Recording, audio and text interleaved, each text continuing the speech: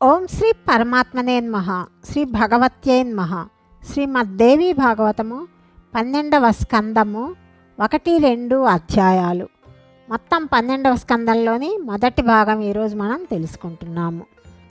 ఈ 1-2 అధ్యాయాలలో గాయత్రి మంత్ర విషయమున నారదుడు భగవంతుడకు నారాయణుని ప్రశ్నించటము, నారాయణుడు గాయత్రి ప్రాముఖ్యతను ప్రతిపాదించటము, 24 వర్ణముల ఋషులు, చందములు, దేవతలు, వారి వర్ణముల శక్తి, రూపము, ముద్రలను వర్ణించటము మనం తెలుసుకుంటాము. నారదుడు అడుగుతున్నాడు, ప్రభు, మీరు సదాచార విధానమును వర్ణించారు. మీ ముఖారు విందము నుండి వెలువడిన భగవతి యొక్క అమృత గాథను వినే సౌభాగ్యము నాకు కలిగింది.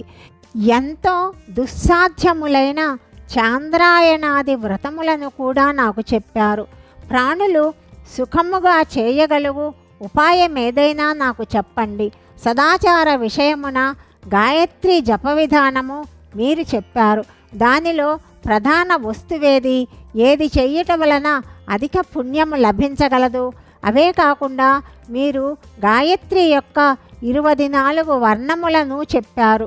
వాటిని ఋషులు ఎవరెవరు, ఛందస్సులు ఏ ఏ పేర్లు కలవి, వాటి దేవతలెవరు? ప్రభు, ఇదంతా కూడా చెప్పి నన్ను అనుగ్రహించండి.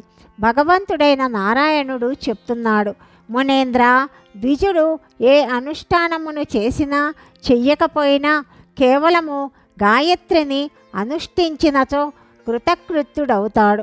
మునేంద్ర, 3 సంధ్యలయందు సూర్యభగవానునికి అర్ఘ్యము ఇవ్వాలి. గాయత్రిని జపించాలి. ప్రతిదినము 3000 జపమును చేసిన పురుషుడు దేవతల చేత ఆదరింపబడతాడు. న్యాసము చేసినా చెయ్యకపోయినా గాయత్రిని తప్పక జపించాలి. కపటము లేకుండా సచ్చిదానంద స్వరూపిణి భగవతిని ధ్యానించి జపించాలి.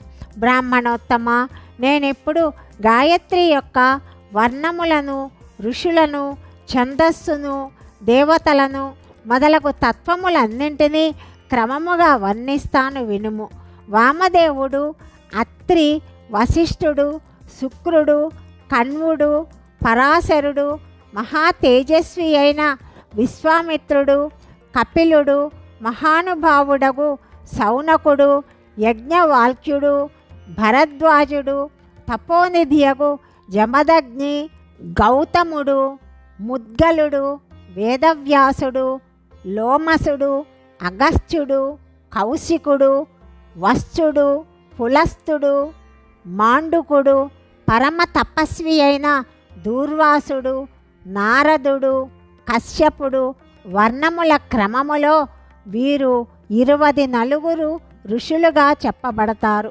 గాయత్రి ఉష్ణిక్ అనుష్టుపు, బృహతి పంక్తి, త్రిష్టుపు, జగతి, అతిజగతి, శక్వరి, అతశక్వరి, ధృతి, అతిధృతి, విరాటు, ప్రస్తార, పంక్తి, కృతి, ప్రాకృతి, ఆకృతి, వికృతి, సంస్కృతి, అక్షర పంక్తి, భూహు, భువర్, చస్వర్, జ్యోతిష్మతి. మునేంద్ర, ఇవి గాయత్రి యొక్క 24 ఛందస్సులుగా చెప్పబడ్డాయి. ప్రాజ్ఞుడా, ఇప్పుడు గాయత్రి యొక్క 24 అక్షరములకు సంబంధించిన దేవతల పరిచయమును వినుము. ప్రథమ వర్ణమున అగ్ని, ద్వితీయమున ప్రజాపతి, తృతీయమున చంద్రుడు, చతుర్థమున ఈశానుడు, పంచమ షష్టముల యందు సూర్యుడు, సప్తమమున బృహస్పతి, అష్టమమున మిత్రావరుణుడు, నవమమున భవుడు, దశమమున ఈశ్వరుడు, ఏకాదశమున గణేశుడు, ద్వాదశమున త్వష్ట, త్రయోదశమున పూష, చతుర్దశమున ఇంద్రాగ్నులు, పంచదశమమున వాయువు, షోడశమున వామదేవుడు, సప్తదశమమున మైత్రావరిణి, అష్టాదశమున విశ్వదేవుడు, 19వ దాని యొక్క మాతృక 20వ స్థానమున విష్ణువు, 21న వసుగణములు, 22వ స్థానమున రుద్రుడు, 23వ స్థానమున కుబేరుడు, 24వ వర్ణము యొక్క దేవతలు అశ్విని కుమారులు. ఈ విధముగా 24 వర్ణములందు 24 దేవతలు వర్ణించబడ్డారు. భగవంతుడకు నారాయణుడు చెప్తున్నాడు, మహాముని, ఇప్పుడు వర్ణములకు ఏ ఏ శక్తులున్నాయో చెప్తాను వినుము. వామదేవి ప్రియ, సత్య, విశ్వ, భద్ర విలాసిని, ప్రభావతి, జయ, శాంత, కాంత, దుర్గా, సరస్వతి, విద్రుమ, విశాలేశ, వ్యాపిని, విమల, తమోపహారిణి, సూక్ష్మ, విశ్వయోని, జయ, వశ, పద్మాలయ, పరాశోభ, భద్ర, త్రిపద. 24 వర్ణములకు ఈ 24 శక్తులు చెప్పబడ్డాయి. మునీంద్ర, దీని తరువాత వర్ణముల యథార్థ రూప పరిచయమును చెప్తాను.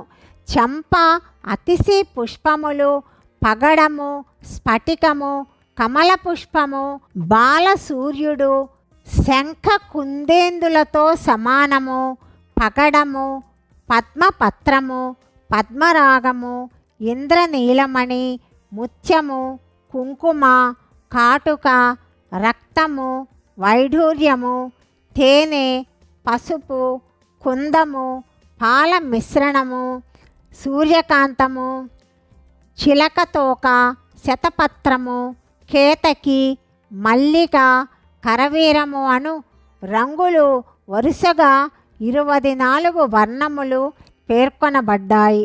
మునీంద్ర, మహాపాపములను నశింపచేయు శక్తి వీటికి ఉన్నది. ఇప్పుడు ఈ వర్ణముల తత్వములను చెప్తాను వినుము. పృథివీ, జలము, తేజస్సు, వాయువు, ఆకాశము, గంధము, రసము, రూపము, శబ్దము, స్పర్శ, ఉపస్థ, పాయువు, పాదము, హస్తము, వాగింద్రియము, నాసిక, జిహ్వ, చక్షువు, త్వచ, స్తోత్రము, ప్రాణము, అపానము, ధ్యానము, సమానము, క్రమముగా వర్ణముల యొక్క 24 తత్వములు చెప్పబడ్డాయి. దీని తరువాత ఇప్పుడు వర్ణముల ముద్రలను చెప్తాను. సుముఖము, సంపుటము, వితతము, విస్తృతము, ద్విముఖము, చతుర్ముఖము, పంచముఖము, షణ్ముఖము, అధోముఖము, వ్యాపకాంజలికము, శకటము, యమపాశము, గ్రదితము, షణ్ముఖోన్ముఖము, ప్రలంభము, ముష్టికము, ముత్యము, కూర్మము, వరాహకము, సింహాక్రాంతము, మహాక్రాంతము, ముద్గురము, తురీయ పాద గాయత్రి ముద్రలుగా చెప్పబడినాయి. మునేంద్ర, గాయత్రి వర్ణముల యొక్క మహాముద్రలను నీకు తెలిపాను అని నారాయణుడు నారదునితో చెప్పాడు. అధ్యాయము 1-2 సమాప్తము. 3వ అధ్యాయము గురించి తదుపరి భాగంలో తెలుసుకుందాం. సర్వం శ్రీకృష్ణార్పణమస్తు.